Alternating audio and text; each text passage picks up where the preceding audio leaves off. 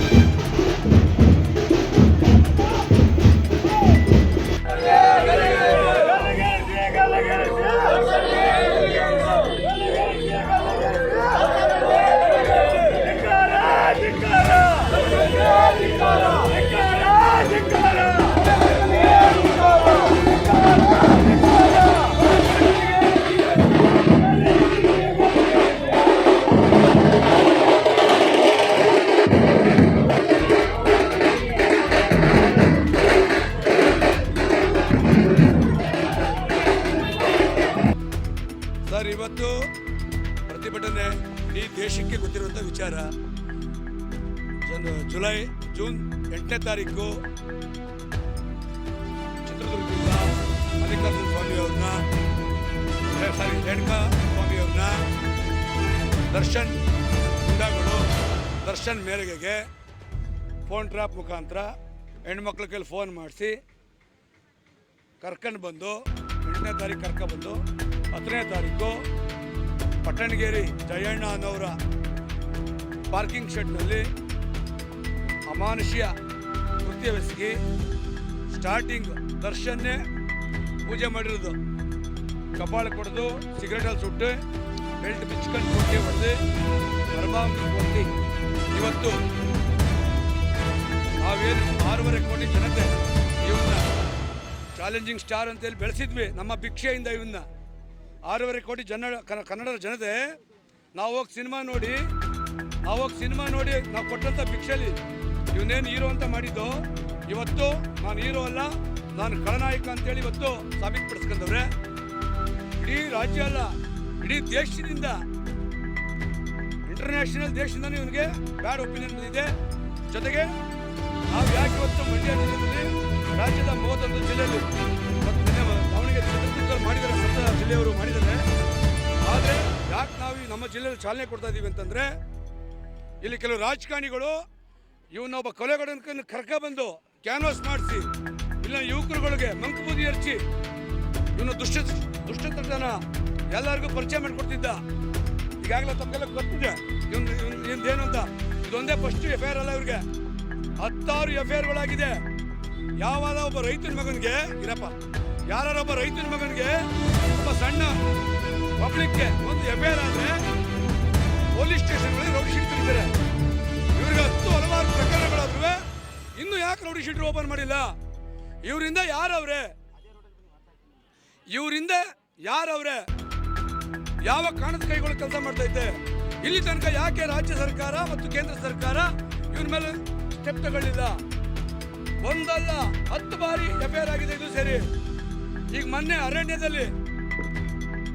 ಇವ್ರು ಮಾಡಿ ರಾಯಭಾರಿ ಮಾಡಿದ್ರಲ್ಲ, ಇವ್ರಿಗೆ ಯಾವ ಯೋಗ್ಯತೆ ಮಾಡಿದ್ದಾರೆ ಅರಣ್ಯಕ್ಕೆ? ಇವ್ರನ್ನ ಎಷ್ಟು ಲಕ್ಷ ಹೆಕ್ಟೇರ್ ಅರಣ್ಯ ಪ್ರದೇಶ ಇದೆ ಇವ್ರಿಗೆ. ವನ್ಯಜೀವಿಗಳನ್ನ ಎಷ್ಟು ಫಾರೆಸ್ಟ್ ಸಾಕಿದರೆ ಸಾಲ್ಬೇಕು ತಿನ್ಬೇಕಲ್ಲ.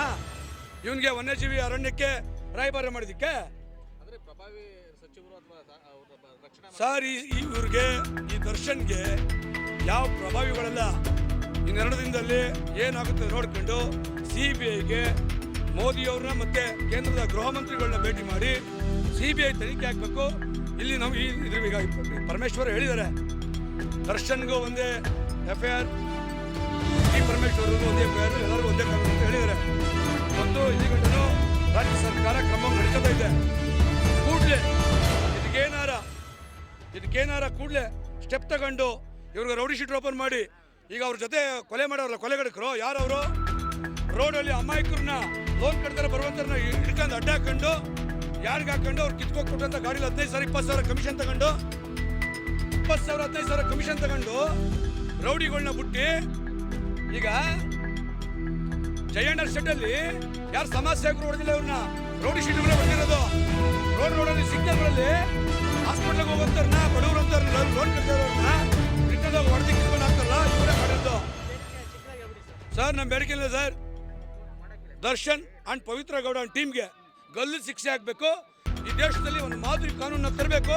ಹೈಕೋರ್ಟ್ ಇರ್ಬೋದು, ಸುಪ್ರೀಂ ಕೋರ್ಟ್ ಇರ್ಬೋದು. ಈಗ ರಾಜ್ಯ ಸರ್ಕಾರ ಇವತ್ತು ತಗೊಂಡು ಆಡಳಿತ ಮಾಡ್ತಾ ಇದೆ, ನೀಟಾಗಿ ತನಿಖೆ ಮಾಡ್ತಿದ್ದಾರೆ. ನಮಗೆ ಸಂತೋಷ. ಬೆಂಗಳೂರು ಪೊಲೀಸ್ ಕಮಿಷನರ್ ದಯಾನಂದ್ ಅವ್ರ ಮೇಲೆ ನಮಗೆ ಗೌರವ ಇದೆ. ತುಂಬ ಗೌರವವಾಗಿ ನಡ್ಕೋತಾ ಇದ್ದಾರೆ. ಎಲ್ಲರಿಗೂ ಒಂದೇ ಕಾನೂನು ಅಂತ ಮಾಡ್ತಾ ಇದ್ದಾರೆ. ಇದೇ ರೀತಿ ಮಾಡಬೇಕು. ಇಲ್ಲ ರಾಜ್ಯ ಸರ್ಕಾರದ ಆಗಿಲ್ಲ ಅಂತಂದ್ರೆ ಏನೋ ಪ್ರಭಾವಿಗಳ ಮಾಡಿ ಮತ್ತೆ ನಮಗೆ ಕ್ಯಾನ್ವಸ್ ಬರೀಕಿಲ್ಲ. 28 ಚುನಾವಣೆಗೆ ಈಗ ತಾಲೂಕ್ ಪಂಚಾಯತ್ ಜಿಲ್ಲಾ ಪಂಚಾಯತ್ಗೆ ಕ್ಯಾನ್ವಸ್ ಬರೀಕಿಲ್ಲ, ನಾವೇನು ಮಾಡಿಲ್ಲ ಅಂತಂದ್ರೆ ಕೇಂದ್ರ ಸರ್ಕಾರಕ್ಕೆ CBIಗೆ ಒಪ್ಪಿಸಬೇಕು ಅಂತ ನಮ್ಮ ಈ ಒಂದು ಸಭೆಯ ಪ್ರತಿಭಟನೆಯ ಉದ್ದೇಶ.